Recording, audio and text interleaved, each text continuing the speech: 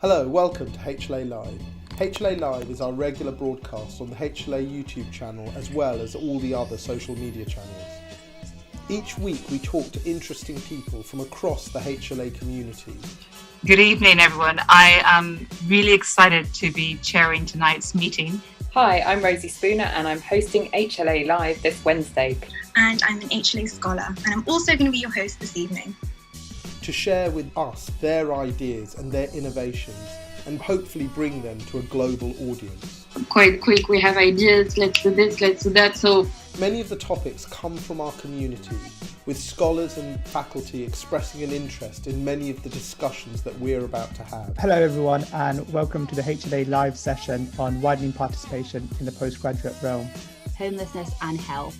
Addiction and the new normal. HLA programmes are built on 6 pillars. The leader is an innovator and entrepreneur. The leader is a communicator. The leader is a manager. The leader as a negotiator. The leader as a follower. And the leader as a philosopher. If you are interested in becoming a HLA scholar, why not get in contact? Many of the episodes in HLA Live will cover one or more of these important pillars. The HLA team consists of Pedra, Eamon, Tim, Riddy, Alistair, Adil and Trisha, and a range of other HLA scholars and faculty. Episode 44 of HLA Live is entitled Mentoring and is hosted by our Head of Mentoring, Dr. Dina Saleh. Hello everyone, and thanks so much for tuning in to HLA Live session on mentoring today. My name's Dina. I am currently an internal medical trainee at Imperial. I'm hoping to pursue a career in oncology, and I have a personal interest in mentoring because I am the lead for the mentoring at the Healthcare Leadership Academy, which is a programme that I created a couple of years ago. I've got a really impressive panel with me, so I will introduce everyone by turn, and then hopefully everyone can say hello. So first up, we've got Dr. Ruth Oshikanlu. She is a nationally recognised expert nurse, midwife and health visitor with over 26-year track record in delivering secondary and primary healthcare services in the statutory and voluntary services. She is the CEO of Goldmine Limited, which is a coaching consultancy that helps individuals improve their performance at work through employee engagement. She's also lots of other things. So she's an author, speaker, mentor, coach. She has received a huge number of awards and she's a regular columnist. So, I mean, I could go on forever, but Ruth, I'll let you introduce yourself a little bit more. So I'm Ruth Oshikanlu. As you said, I'm a nurse, I'm a midwife, I'm a health visitor. I'm also a mentor and a coach, so most of what I'll be sharing, I've had to do it, looking for a mentor, finding one, keeping one, maintaining the relationship. I also wanted to talk a bit about peer mentoring.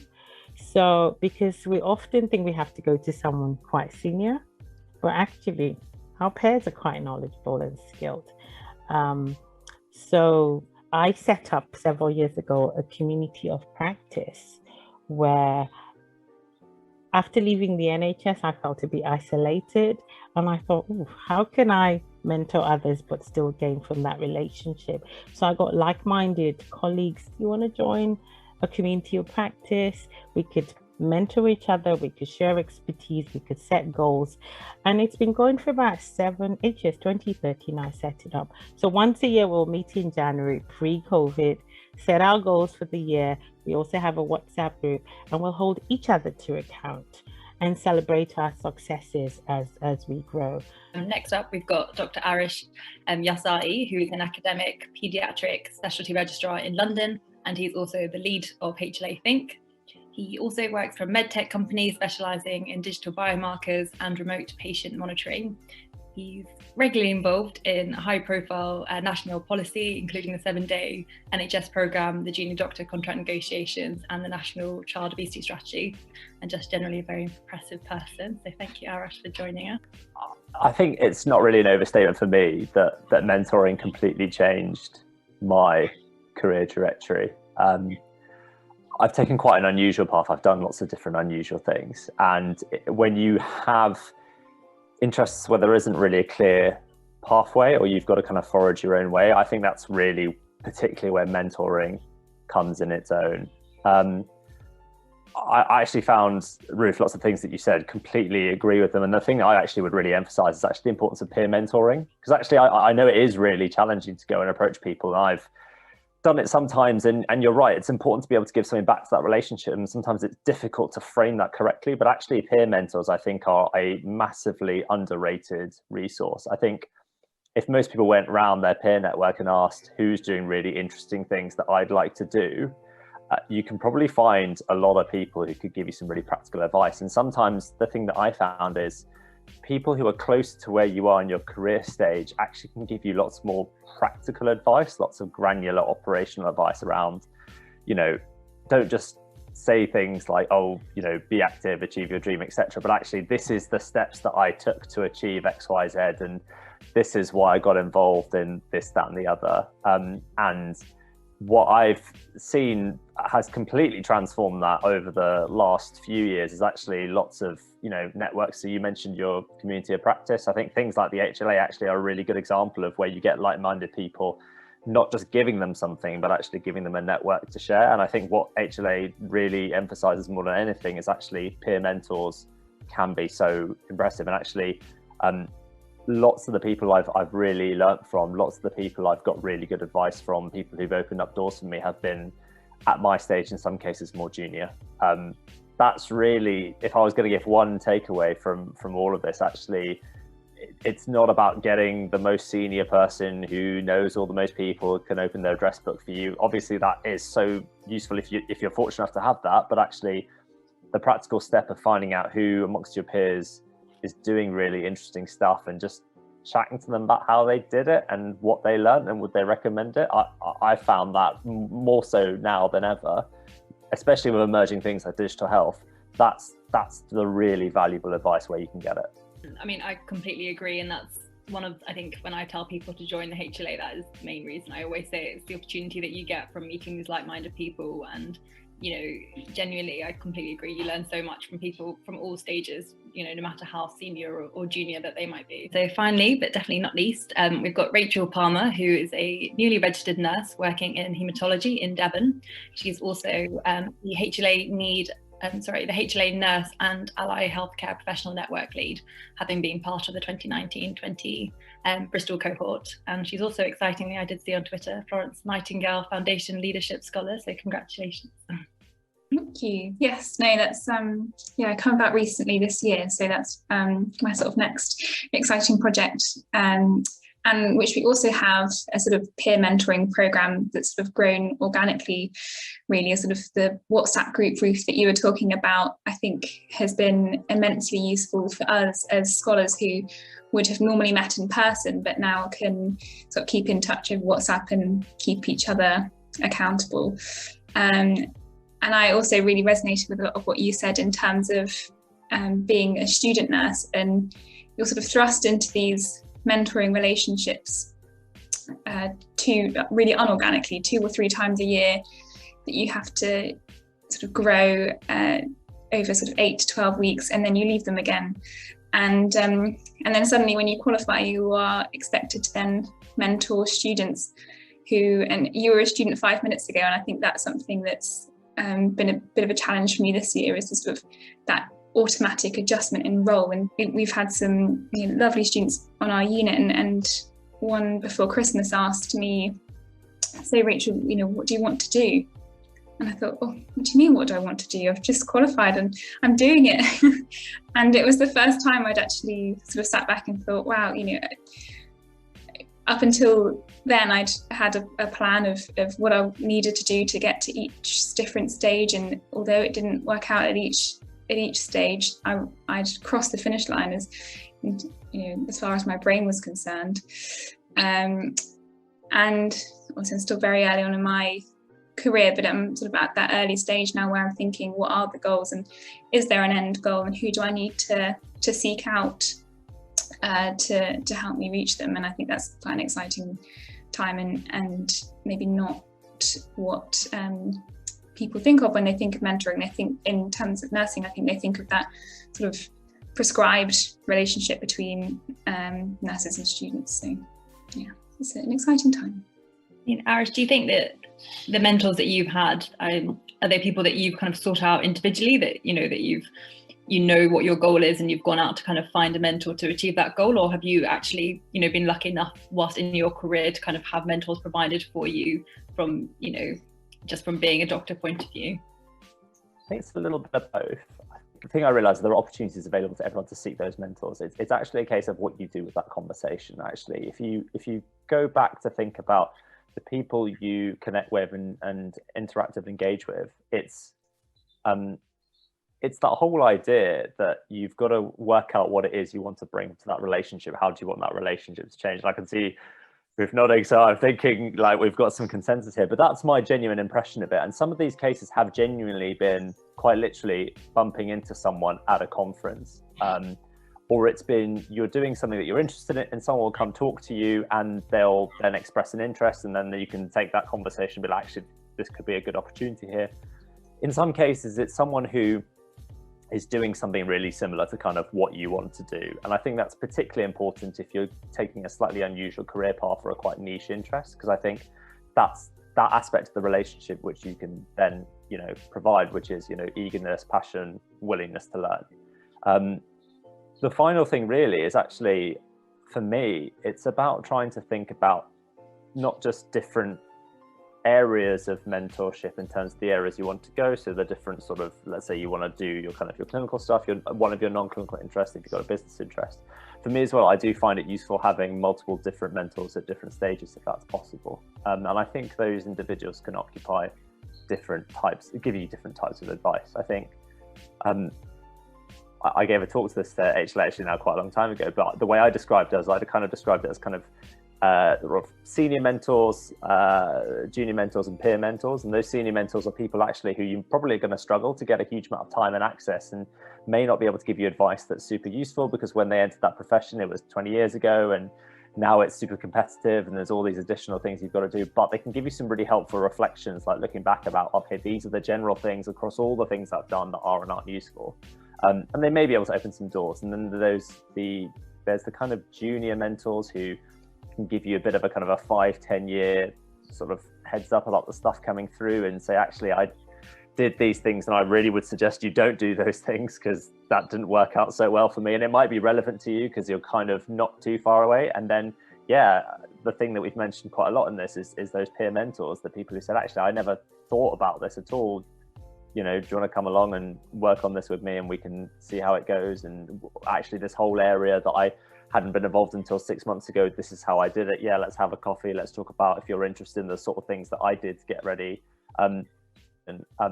Is when you go to conferences and meetings and things, it's not just about the speaker and learning from the speaker or even going to speak to that person. You've actually got an entire room that shares your interest and is either at a similar career stage to you or maybe slightly ahead or, whatever. But actually there's a whole room of people who you've got some overlap and you can learn from, and it's about understanding that opportunity is there and how you're going to go to seek that out and to try and change those relationships from just one-off encounters to something a bit more fruitful.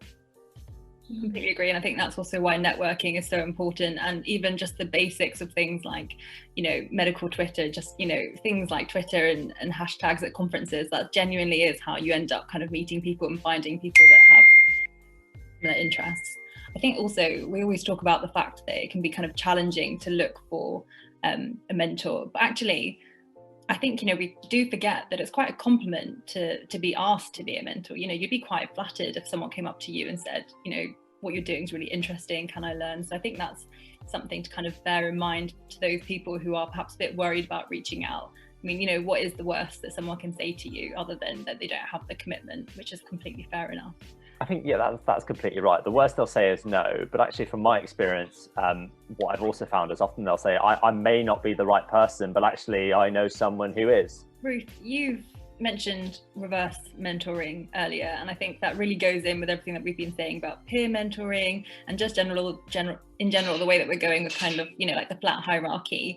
I don't know if you can talk a bit more about it and explain it to, you have explained it a little bit to our audience that, how have you had any experience yourself with it? And Yeah, I have experienced it as a mentee as well as a mentor.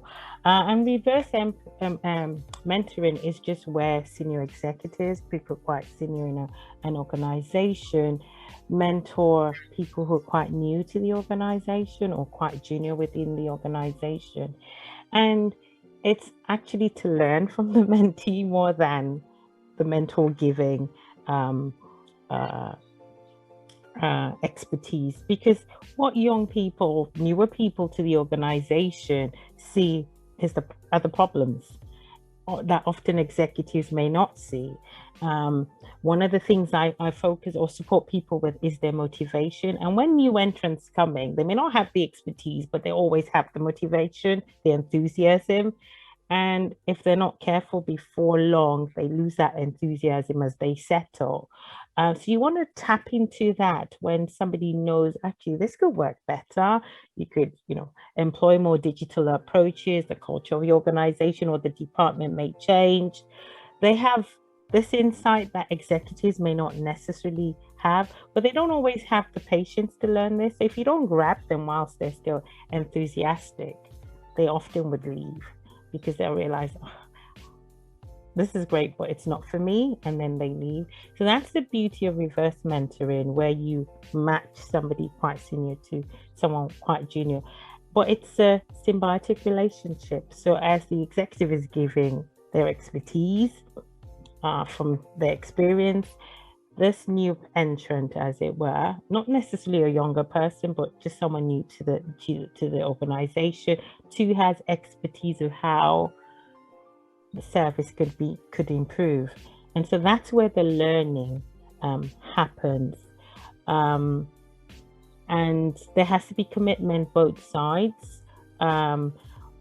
The mentee also needs to know what they're bringing, so that they can offer to the senior executive, because often people know what they want, but they're not necessarily willing to give their expertise or recognize that they have that expertise too. I love, when I work clinically, I love students because they bring a breath of fresh air. They ask, why are you doing what you're doing? And I'm having to think, because sometimes you're on autopilot. Actually, why am I doing what I'm doing? And the minute you explain, sometimes this suggests ways you could improve. How come I've not thought of that? So all of a sudden, I've got expertise. So, and this is why I say never be shy to reach out, because you're bringing something to this relationship too. You're going to get, but you're also going to give. And so perhaps if someone's looking for a mentor, focus on what do you want, what do you have to offer, what you bring in, how committed are you to this relationship, because that's when you benefit the most. But also hold the senior executive accountable. I'm committed to this, you need to be committed to this too, because I've also seen when it doesn't go well, where people just say, oh, I'll enter into reverse mentoring, and they're not committed, they're so busy, they don't make time for it, and then the relationship breaks down. So yeah, that's what I love about reverse mentoring, because it just opens my eyes to things I've never thought of. What planet have I been on? Why haven't I thought of doing it this way? Because it's much easier. I could see the rationale behind the suggestions, and just improves efficiency. I think I can speak for everyone when I say that we have all been mentees and mentors, kind of both ways. And I know that sometimes it can be really difficult. I don't know if you guys have any tips for what you think makes a good mentorship work. What do you think both parties have to bring to the table? Yeah, I mean, listening to you, Ruth, talk about reverse mentoring sort of made me really happy, because what brought to mind was about retention. And there's a really high attrition rate, sadly, in nursing in particular. And I think we might see it across the NHS in general, given the last year that we've had. But that sort of recognition of more junior members of staff and what they can offer and what they can bring, and being recognised for their motivation and for their ideas, I think is really crucial. But likewise, it is like you said, a symbiotic relationship. You need to both make the time. I've had mentors in the past that like what you were saying, Arrash, are really high up and really senior in post, and they are fulfilling their sort of role as a mentor, but it's not very sort of dynamic, or you sort of get this allotted meeting time, and it's like, okay, how far are you along in this? Okay, this is what I think about what you're doing. This is what you could be doing next. Okay, bye. I think you've emphasised a really important thing there, which is that the basis of a mentorship has to be a relationship, and you have to have that kind of chemistry, and you have to have a, you have to have friendship really to be able to actually be vulnerable enough to learn from someone. I don't know, what do you think, Arrash? About whether or not you can have a honest conversation, and that works two ways. So I think if I'm a mentee, I think it's important to be able to have the honest conversation where you say, I don't know, or it's extremely level, I literally have no idea what you're talking about. You're going to have to help me through this or explain this. I don't even know where to begin. Whereas, if you don't do that, then actually the advice you're given may not be helpful for whatever reason. And you also need to be honest enough to say actually what you do and don't want from the relationship. I'll come to that in a second. And on the second side of it, it's the mentor side. I think personally, I think to be a good mentor, you need to be able to have a relationship where you feel able to say no, or you disagree to that person in a constructive way. But actually, it wouldn't be a mentoring relationship if you just said yes and facilitate everything. That there will be times where you say, I don't, given what you've told me and your goals, etc., I really don't think that's a good idea. I won't be annoyed if you do it, but I have to tell you, I don't necessarily think that's a good idea, and this is perhaps what I would suggest instead. And there's different ways about doing it, so you're not prescriptive. There's a whole thing around, helping people work through their goals, allowing people to pursue things they really want to do, rather than actually doing what you want to do and kind of living vicariously through them. But at the fundamental of it, I think if you can't be in a position to say no, or you disagree, or to signpost people the other way, I don't think that relationship is ever really going to be at its potential.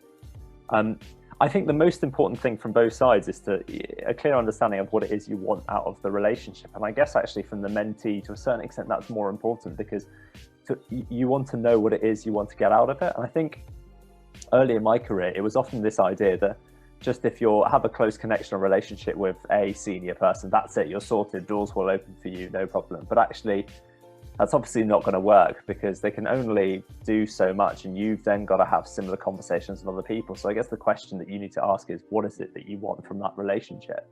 I've had recently, through the various cohorts I've mentored for the HLA, the ones with the relationship has been really, really fruitful, and it's actually put me in a position where I start thinking a bit more kind of creatively around how we can help that person, is when they quite honestly outline what kind of things they want to learn. And even if that's I don't know, but I know broadly speaking, these are the things I'd like to do. I'd like to try something in this. And the challenge I'm having is I don't know how to do this. Can you help me? And that's a really easy, great formula, because then that allows your mentor to then think, okay, I know how to do that, or I've had various ways of doing that. We can try a few things. Have you considered X, Y, Z? You mentioned this stuff and you said you were interested in this, but actually, have you considered this whole other area that I don't know too much about, but I can signpost you to some people who may be able to know? Once you have that sort of conversation, you can only really have that conversation with that relationship. That's where I think it's the best you can get, because whereas on the other hand, a supervisor, almost to a certain extent, is just providing assurance that you're doing things to a certain standard, and doesn't necessarily go the same way of identifying necessarily new opportunities, etc. for you. I think to unlock that whole level of mentoring, really it's about honesty. And I guess the good thing about kind of specifying your needs and goals is that you then are kind of accountable to them, and that kind of further adds to the whole mentoring process, is that you're motivated to achieve these goals, and you are going to have to achieve them, otherwise you'll feel like you'll let someone down. And I think actually that's what loads of studies have shown. It's one of the reasons why mentoring works so well, and why the people that do have mentors, perform better, because things like being held accountable to your goals works well. I suppose, in addition to that, is also to have some structure around the mentoring relationship. So you discuss your goals, but how often would you meet? What does success look like? How would we measure it? Know what you're going to be discussing, and prepare, plan, give feedback, regularly review one's progress. but also know that some mentoring relationships come to a natural end. There's nothing worse than trying to flog this dead horse, so where it's okay, whatever you started could come to a natural end. And it's healthy, because I think sometimes you grow out of your mentor, and it's okay. This is where I was last year. I'm no longer here. I've got everything I want from that relationship, and it's healthy to move on. And that's okay. And both the mentor and the mentee should be able to naturally arrive and at that place and say, look, I've really enjoyed it, but I need something more to grow. But when it works so well. A mentor could be a catalyst to one's progress, to one's success. And it's so rewarding. You give and you get. And I would also say, if you're going to receive mentoring, be a mentor too, because we're always wanting to get what you're giving back. So I love when I'm a mentee within a relationship, but also be mentored by someone else, because then you get to see what it feels like to be on the receiving end. As a mentee, one has to be committed to expanding their capabilities, developing, focusing on achieving their goals, looking for those results, and celebrating one's milestones wherever, whatever progress, keep celebrating it. One has to be clear, what do you want from this? What are the goals? How would I know, I'm succeeding? One has to be willing to receive feedback. Some feedback is great, some feedback's not so great, but then those become areas for development. And just be responsible, be accountable, immerse yourself in it. You wouldn't know unless you give it a good go. Ruth, I'd be really interested to know that transition you described. As you correctly say, you can't continue indefinitely. There's going to be a point where what you've got isn't going to be there anymore. And in my mind, the peer mentor role is quite a good opportunity to retain that relationship, but recognize that you've both moved on. What's your thoughts on that? For me, I tend to, if I've achieved a goal and I think actually you've enabled me to achieve this. So often one may be on a program and then the program comes to an end. Sometimes I'll extend that relationship, and sometimes I'll say, look, you know what? All the goals you set, you've met them. I actually don't know how I could help you succeed further. So we have that frank conversation, and yes, we'll remain friends. It's almost like a graduate. You finish a period of education, you graduate, and you move on and find someone else, because now you set new goals, and then you just keep so I love to, and sometimes I get frustrated because there's no movement, because I just feel that person's moved as far as I can take them. So sometimes I'll ask, so what do you think? So we now revisit the relationship. What do you think about this relationship? How have you grown? And then we have that frank conversation that, do you still need me? Because I love being there when people need me, but they don't want me. And then I get them to the point where they want me, but they don't need me, because you don't need me anymore. Time to fly. Yeah. So I think something interesting that you guys have mentioned, which I've not really thought about before, although I realize I've done, is looking for different mentors. So I think if I think back, I realized that I actually do have different mentors for different things, but I don't think I actively went about trying to do that personally. I think I thought a bit traditionally in that, like it's great to have like a particular mentor or something. Yeah, I have several mentors I'm working on for different things. So clinically, I have a mentor.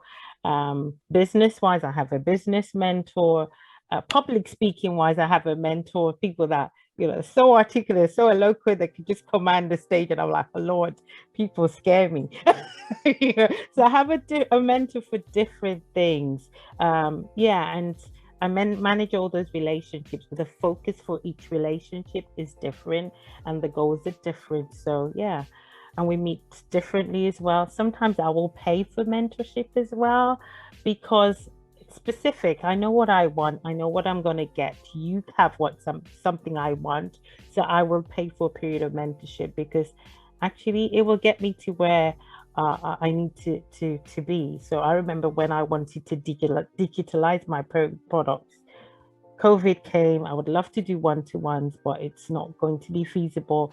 I didn't have the skills, so I went to somebody who's an expert in doing it. And if I paid for them to do it, it would be more expensive. So they mentored me, setting me goals periodically. This is so easy, but I had to do the work, and I had to report on the work I'm doing. And as I saw progress, it was easier. So, sometimes I just think, if we don't get it, it's out there, and it's an investment in you. So now I have skills I can use, and I've got the return on investment. If I'm speaking, there was a time I had to speak to an audience of 500, and I'm like, Lord, there's no point if I get on stage and pass out. So I need to pay for somebody who would support me to do it. And a lot of it was breath work, things I hadn't even considered. And so I got what I want, and I used it. It was over a period of 6 sessions. They did some coaching. Because they were an expert, I still call it mentoring, because they had the expertise. So once you know what you want, it's out there. You could contact HR, contact your professional organizations, because often they'll have a network. There's a lot of mentoring offered through even ethnic minority networks that work. So it's knowing where you can find a mentor, but honestly think out of the box and just ask. The worst they'll say, as Arrash said, is no. I often say, how can I make that a no, that no a yes? So often when someone says no, I say, I hear not yet. Okay, how can I make it?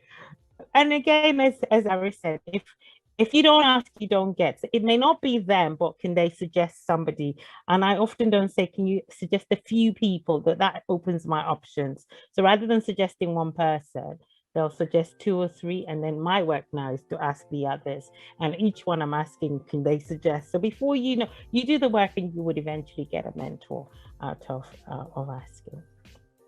Rachel, earlier you mentioned that one of the difficult things that you thought was that you've kind of suddenly become kind of thrusted into the position of a mentor when you've just kind of finished being a student.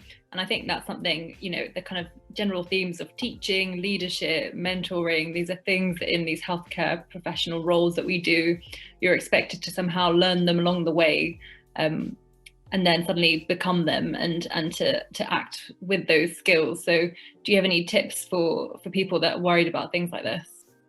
Gosh, well, I mean, I'm sort of living it at this moment. I think sort of hearing from what you both were just saying about choosing mentors for different things, I think energy brings energy. So, if you have a student, or you might be looking for a mentor, and a potential mentee comes to you with their goals,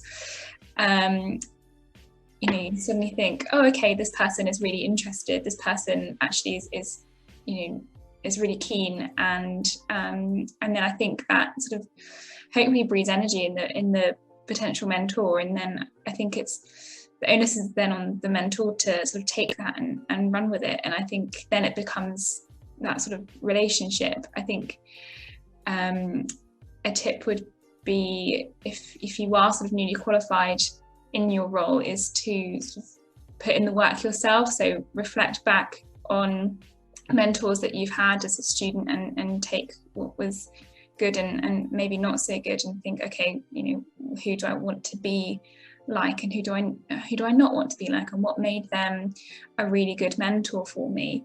And it may not be something, might not be their knowledge or their skill or their expertise, certainly especially now with having students, that student could be allocated to another nurse who is 10 years down the line in my specialty and has a lot more knowledge, skills and expertise. But I think we had a conversation earlier about, I think those, hopefully the newly qualified staff and professionals have that more recent knowledge of what it was like to be a student and what it was like to be training. And that's maybe what that what that student needs, or what that professional needs. It might not be the clinical knowledge at that point. If everyone can just summarize your take-home messages for what you would want someone to know if you were, 10 years ago back in your shoes. Well, I say ask for help. A lot of the times we know what we want, but we don't always know how to get it. But if you don't share that with anyone, you would never know. So ask for help. I believe in lifelong learning. I'm always saying I'm never there. I'm work in progress, and all my life I'm going to continue to be work in progress. But I know the value of mentorship. I know I have grown because I have been mentored, but I've also grown because I've mentored others. So I suppose the take home for me is, ask for the help and the support you need. If you find yourself as a new mentor, you were just thrown into that position, just ask for help. Build it into your appraisal and work with that person. As has been stressed, is all about that relationship.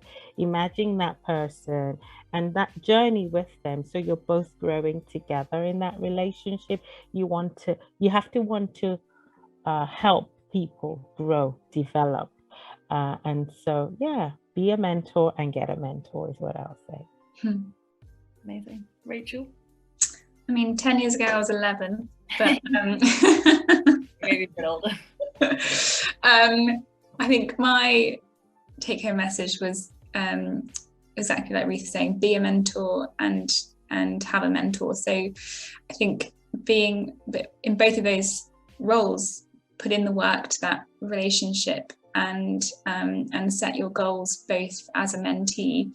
What do you want from that relationship? And also as a mentor, how do you see this? How do you see this going? And what do you want from it? Do you want to grow as a professional? What skills do you want to develop? Because especially if you're early on in your career or you've been pushed into that relationship, use it as an opportunity.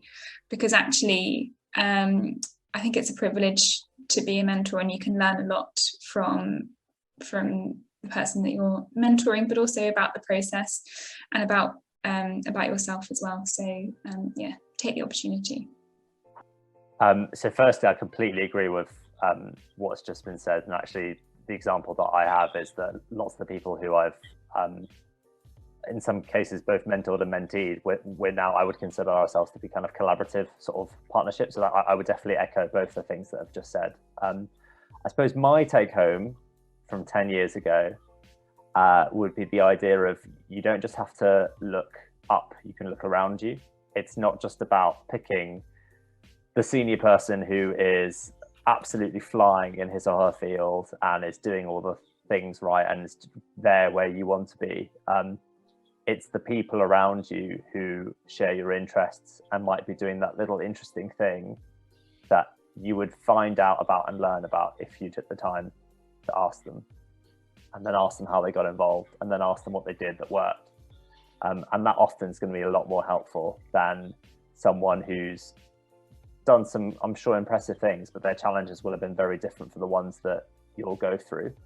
And actually where they end up now may look very different from what a ideal or a great, professional life looks like for you in 20, 30, 40 years time. So yeah, my thing would be to tell my younger self, don't just always go for, the head of the department. Ask around the people who are doing really interesting things, because actually peer mentorship, like I said at the beginning, genuinely massively underrated. Completely agree and echo everything that you've said. I think something else that I would also add is, we mentioned a lot earlier about kind of being honest and having an honest relationship. And I think something that's really useful in mentoring is to not just learn from the successes, but to learn from the failures as well. And I think that's something that's really important that I personally know that I've taken on board. But thank you all so much for joining me today. It's been really interesting. I think we can all agree that mentoring is like a secret weapon that we all need to use. And I think a big theme that everyone agrees on is, be a mentor and mentor as well. So thank you all for joining me, and I hope everyone has enjoyed it. Thank you to everyone that made tonight's episode possible. Whenever our scholars are thinking about complex problems facing our health systems, we encourage them to think about how they make significant change in the world of healthcare. We are incredibly lucky to have some incredible scholars in the HLA. They use the HLA as a platform to take their ideas and bring them to fruition. If you are interested in the work of the HLA, why not join us at one of our future HLA events? Why not join one of our programmes? Why not even become a HLA Scholar? Thank you for joining us. My name is Johan Marlwana, the Director of the HLA, and it's a good night from all of us.